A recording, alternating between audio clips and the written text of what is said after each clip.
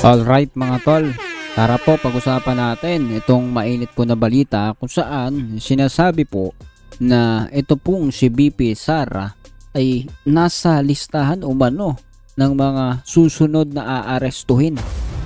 Aarestuhin po ng ICC. Yan po ay inihayag ni Vice President Sara Duterte na mayroong umanong listahan ang ICC o International Criminal Court o ICC na mga susunod na huhulihin kaugnay ng kasong crimes against humanity laban kay dating Pangulong Rodrigo Duterte. So magiging kasama po pala niya ang kanyang ama kung sakasakali, no? Dito po sa mangyayari po na pag-iimbestiga, pagkahatol po sa crime against humanity po na ito na sinasagawa po ng ICC. Ayan po yung pag-usapan natin ngayon sa video na to, no? Pero kung di ka pa nakasubscribe, please hit the subscribe button and notification bell para updated ka palagi sa mga videos natin parating. Tara, let's go!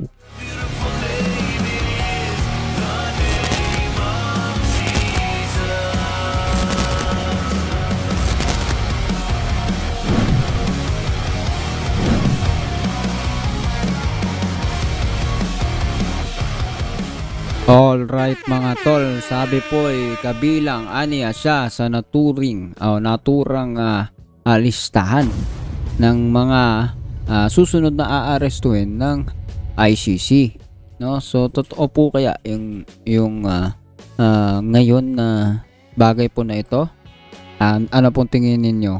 Siya po ay sasama, manlalaban o magtatago? Ano po kaya? But anyway, panoorin po natin itong maiksing balita po na ito at pag-usapan po natin after that. Ni Vice President Sara Duterte na inihayag ni Vice President Sara Duterte na mayroon umanong listahan ang International Criminal Court o ICC ng mga susunod na huhulihin kaugnay ng kasong crimes against humanity laban kay dating Pangulong Rodrigo Duterte. Ayon sa pangalawang Pangulo, kabilang siya sa mga nasa listahan, pati na rin ang ilang kalyado ng kanyang ama. Dagdag pa ni BP Duterte, sinubaybayan ng ICC ang ilang pag-uusap sa pagitan nila ni dating Pangulong Duterte tuwing bibisita siya sa detention facility. Yes sir, oo. Na ako sa listahan, daghan kaayo mi nga naa sa listahan sa ICC. Nahibaw ko ana kay pag-abot na ko dito natingala ko nga nung sa sugod pwede pa ko mabisita kada adlaw.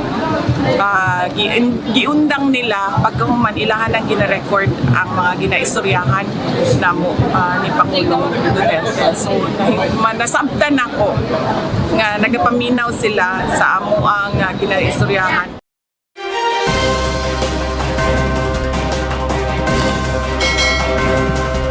Sunod na huhulihin. Okay, so yan po ang mainit na balita po na sinasabi siya po'y kasama sa lista ng ICC na sa mga susunod na aarestuhin, no?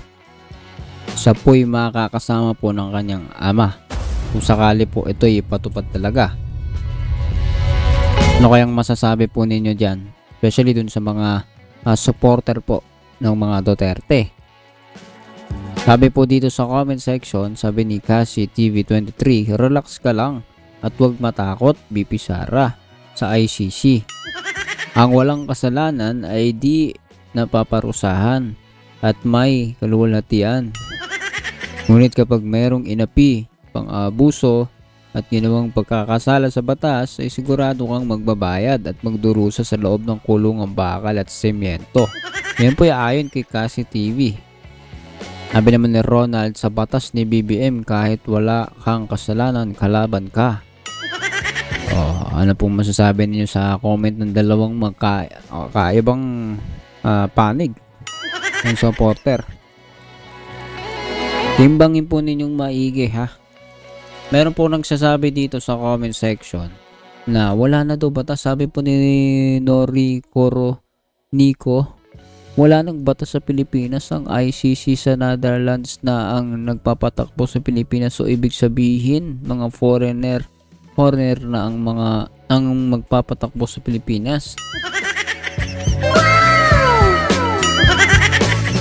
So hindi na po pala, no? Pag nakipagkaisa ka po pala sa international court, ikaw po ay hindi ka na isang bansa, wala ka ng gobyerno. Ang namamalakad na sa'yo ay Netherlands na.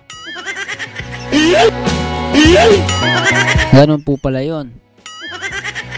O di kaya pag-isipan mo maigi to, tol, no? Na kapag hindi ka nakipagkaisa sa ICC, mas lalong kawawa ang ating bansa. Sapagkat ang pakikipagkaisa po natin maging sa Interpol ay pagpapakita na tayo po ay nakikipag-cooperate sa kanila. Tutulungan din kasi nila tayo kapag nangailangan tayo. Halimbawa, meron pong pugante, meron pong kriminal na galing dito sa Pilipinas, pumunta sa ibang lugar. Dahil hindi tayo nakikipag-coopera sa ICC, sa Interpol, so kung ano mang related po dyan sa mga bagay po na yan, tingnan mo ano mangyari sa bansa natin. Diba? Gawin tayong pugad ng mga kriminal dahil dito, basta makaalis ka pala dito, gumawa ka ng krimen dito at lumipad ka na lang ng Amerika o sa mga bansa, ligtas ka na. Halimbawa lang naman, di naman totoo. Halimbawa, binugbog ka ni tawag dito ni Bato. Halimbawa tapos naabuso ka. May pera si Bato halimbawa. Lumipad ng ibang bansa, China kunyari, or Amerika.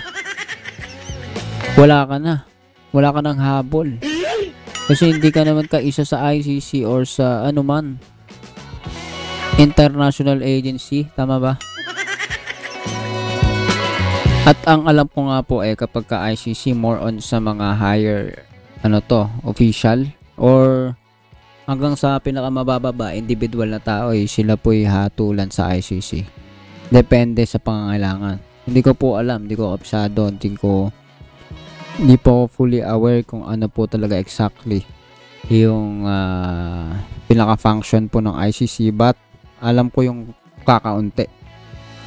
Ang alam ko po ay any individual na may kinalaman o nasasangkot sa halimbawa po crime against humanities o yung mga problema po sa mga digmaan, crime against humanities pa rin yata po yun, o war crime tinatawag nila.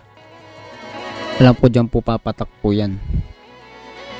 So napakahalaga po nun, pakikipag-coopera rin po natin sa ibang bansa. Pero dito po, no, ano ba to? Yung paghahayag po na ito ni BP Sara ay isa po ba itong pagpapakita na siya po ay may kakayanan na maghayag ng ganyan? Nalalaman niya yung future, ganun ba? Hindi naman siguro. Siguro ina-aware niya yung mga supporter niya na ito gagawin sa akin. Hindi ko alam, sorry. Ano ba? Para mag-init na, ipagtanggol na po talaga at huwag ibigay, ipaglaban. Magkagulo.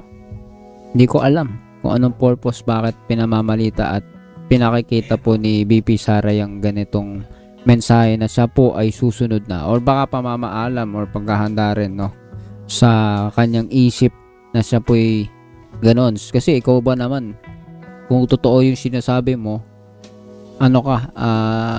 baka kakabahan ka rin talaga, 'di ba? Sino ba naman di kakabahan doon? Especially kung guilty ka. Pero kung hindi ka guilty, kahit di ka guilty, pwede kang kabahan, 'di ba? Ikaw, anong masasabi mo sa video po na ito?